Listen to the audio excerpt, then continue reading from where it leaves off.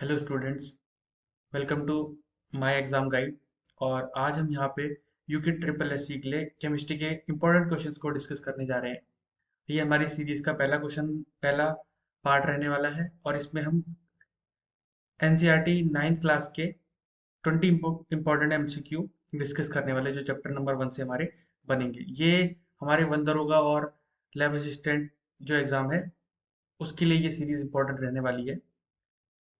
तो सबसे पहले जो हमारा क्वेश्चन है वो है the what is the unit of volume. Volume की इकाई क्या है? तो पहला ऑप्शन है हमारे पास मीटर क्यूब, उसके बाद है डेसीमीटर क्यूब, फिर है सेंटीमीटर क्यूब, और फोर्थ ऑप्शन है हमारा ऑल ऑफ दीज।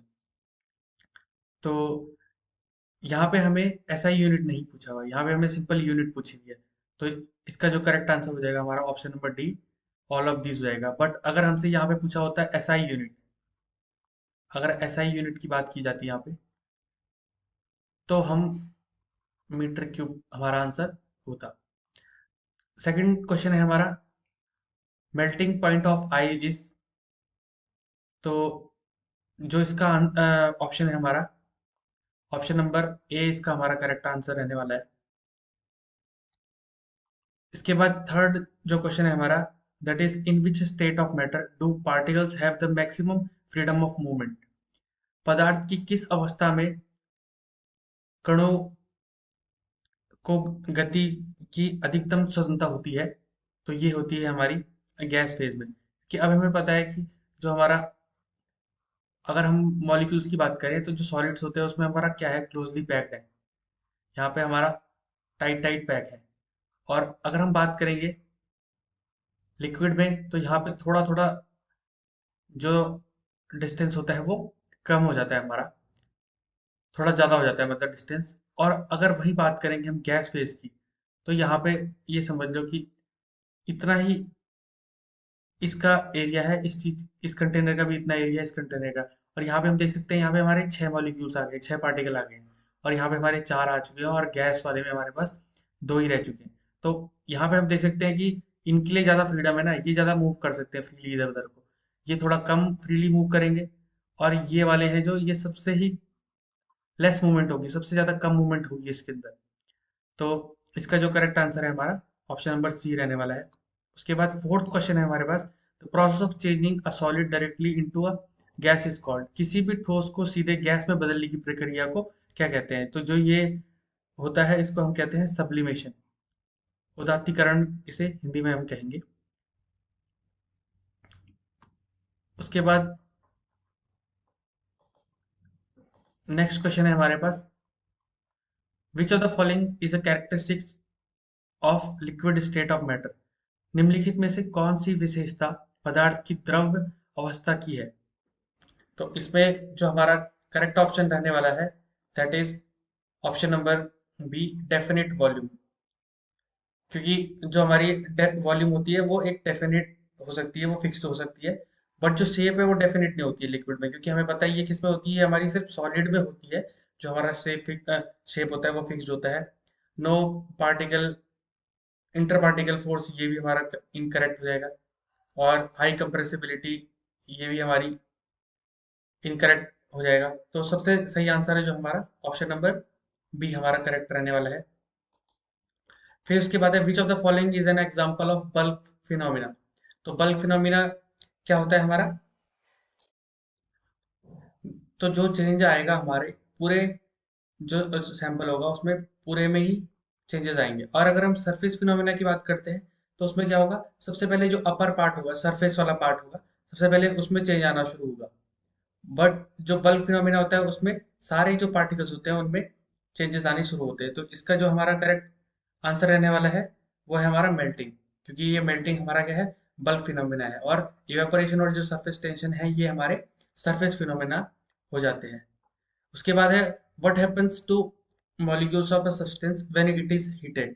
किसी पदार्थ को गर्म करने पर उसके अणुओं का क्या होता है? द मॉलिक्यूल्स मूव स्लोअर, जो अणु की धीमी हो जाती है गति चलने से। B, the molecules move faster, जो अणु होते हैं वो तेजी से चलने लगते हैं। The molecules stay at the same speed, जो उनकी स्पीड होती है वो सेम हो जाती है। The molecules dissolve in the air. तो जो इसका करेक्ट आंसर रहने वाला है वो है option number B, the molecules move faster. क्योंकि हमें पता है जब भी हम किसी पार्टिकल को हीट करेंगे तो क्या होगा, उसमें काइनेटिक एनर्जी आ जाएगी और जो मॉलिक्यूल्स होंगे वो मूवमेंट करना शुरू कर देंगे, इधर उधर दौड़ना शुरू कर देंगे। एट्थ क्वेश्चन है हमारे पास, what is the process of changing a liquid into a gas called. तो जो हमारा प्रोसेस होता है जिसमें हम, जो लिक्विड होती है हमारी वो गैस में चेंज होती है, तो ये होता है हमारा इवेपोरेशन। इसको कहते हैं इवेपोरेशन, जिसमें हमारा जो लिक्विड है वो डायरेक्टली गैस में चेंज होने लग जाता है।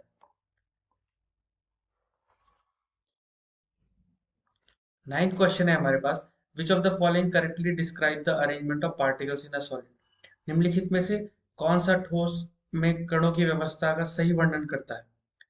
तो जो हमारे, इसके लिए जो हमारा करेक्ट आंसर होने वाला है that is option number B, particles are arranged in a fixed pattern and are tightly packed. क्योंकि हमें अभी हमने ऊपर डिस्कस किया था कि जो हमारा सॉलिड होता है उसमें कैसे होते हैं,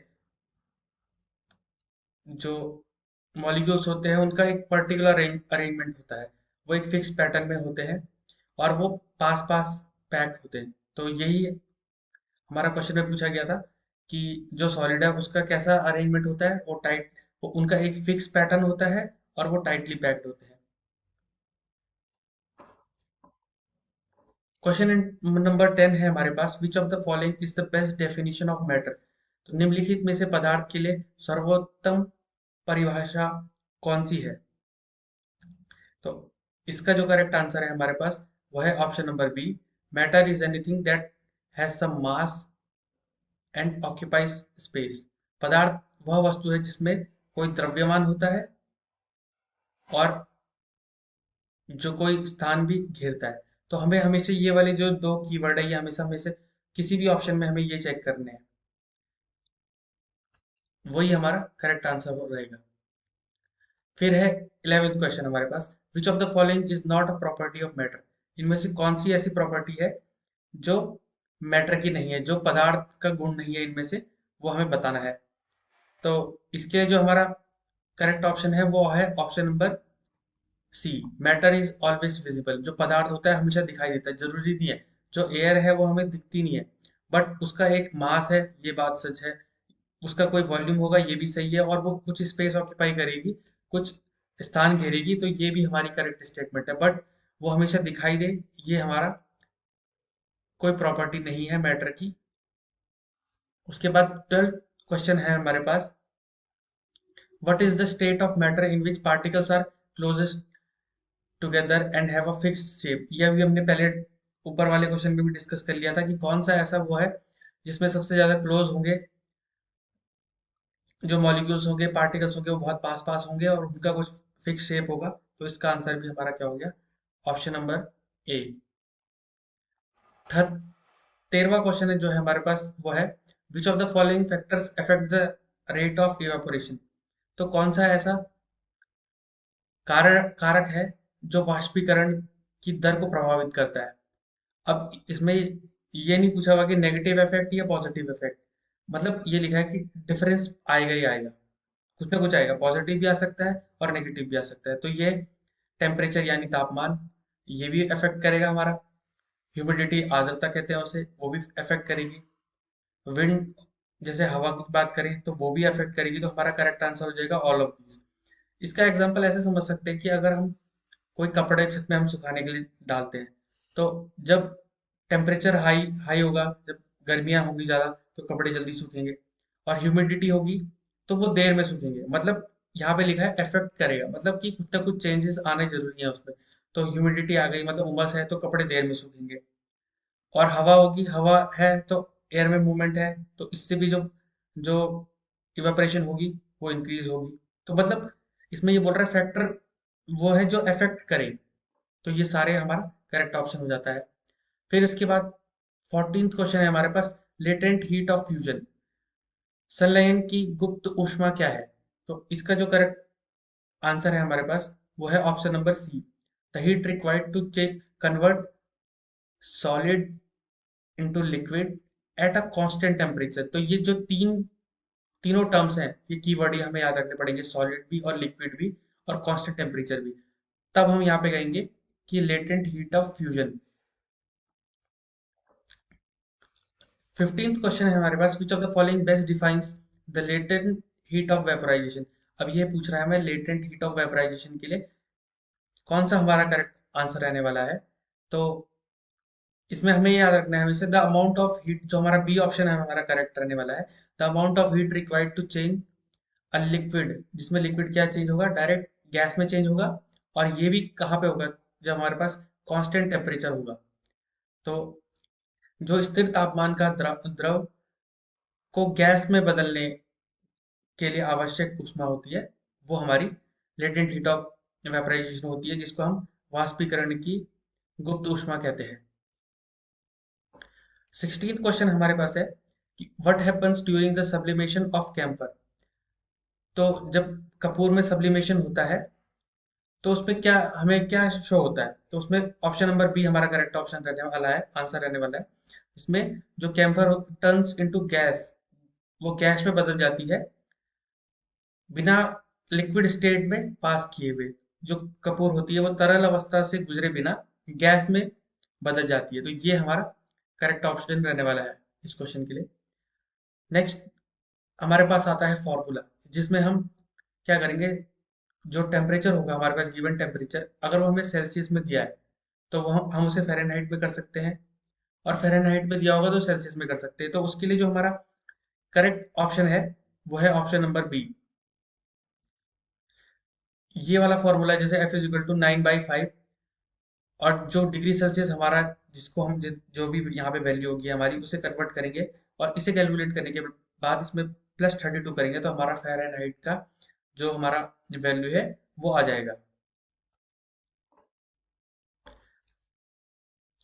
18th क्वेश्चन है हमारे पास, if the volume of gas is decrease at constant temperature what happens to the pressure of gas. यदि स्थिर तापमान पर किसी गैस का आयतन कम कर दिया जाए तो गैस के दबाव पर क्या प्रभाव पड़ता है। तो इसका जो करेक्ट आंसर है वो है हमारा option number A, pressure increases.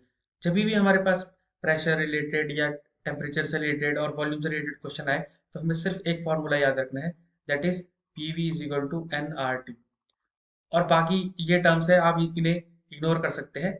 But आप बस ये देख लो कि अगर अब हमें क्या दिया था, टेम्परेचर हमारा कांस्टेंट बताया गया था और हमें बोला हुआ था कि भाई प्रेशर और ये वॉल्यूम हमें दिया गया है। तो यहाँ से हमें ये पता चल गया कि जो ये पी, और अगर हम इस पी को नीचे ले जाते हैं तो ये क्या होगा, पी तो हमारा कांस्टेंट आ गया, तो ये ऐसा हो गया। तो इसको आप ये समझ लो कि ये इन्वर्सली प्रोपोर्शनल हो गया। तो मतलब अगर हम प्रेशर को बढ़ाएंगे तो हमारा वॉल्यूम डिक्रीज करेगा, और वॉल्यूम को बढ़ाएंगे तो प्रेशर हमारा उसी हिसाब से चेंज होता रहेगा, इन्वर्सली प्रोपोर्शनल, मतलब एक को बढ़ाएंगे तो दूसरा घटेगा। तो इसलिए हमारा जो करेक्ट ऑप्शन हो जाता है वो ऑप्शन नंबर ए हो जाता है यहाँ से। 19th क्वेश्चन है हमारे पास, the unit of pressure is pascal. तो ये एक, इस क्वेश्चन में हम बेसिकली दो क्वेश्चन एक तरह से प्रिपेयर कर पा रहे हैं। एक तो हमें ये पता चल गया कि जो हमारी प्रेशर की यूनिट है वो क्या है, पास्कल है। और एटीएम भी है उसकी, 1 एटमॉस्फेरिक प्रेशर जो ऐसा कहते हैं हम। तो जो इसकी वैल्यू है 1 एटीएम की, उस उसका मान कितना है, उसकी वैल्यू कितनी है, तो उसका जो करेक्ट आंसर है वो है ऑप्शन नंबर ए, 1.01 इंटू 10⁵ पास्कल। और अब हमारा आते हैं हम अपने लास्ट क्वेश्चन पे। इसमें क्या होता है कि what happens when a few crystals of potassium permanganate are dropped in beaker filled with water. क्या होता है जब पोटेशियम परमैंगनेट के कुछ क्रिस्टल पानी से भरे बीकर में डाले जाते हैं। पहला ऑप्शन है नो चेंजेस, कोई परिवर्तन नहीं होता। ऑप्शन नंबर बी है हमारे पास, सॉल्यूशन टर्न्स पर्पल, जो घोल होता है हमारा वो कैसा हो जाता है, वो बैंगनी हो जाता है। तो ये हमारा करेक्ट ऑप्शन रहने वाला है। ये एनसीईआरटी के जो हमारा चैप्टर नंबर 1 है, एन 9th क्लास का, उसमें ये एक्सपेरिमेंट एक दिखाया गया है। तो उसमें ये क्वेश्चन, उसमें उससे ये क्वेश्चन बनाया गया है कि जो हमारा पोटेशियम परमैंगनेट है वो कैसा करता है सॉल्यूशन को। तो आई होप आप सबको ये सही लगा होगा। अगर आपको मेरा पढ़ाया कंटेंट ये अगर सही लगे मेरे क्वेश्चंस तो आप अपना रिव्यू दे सकते हैं।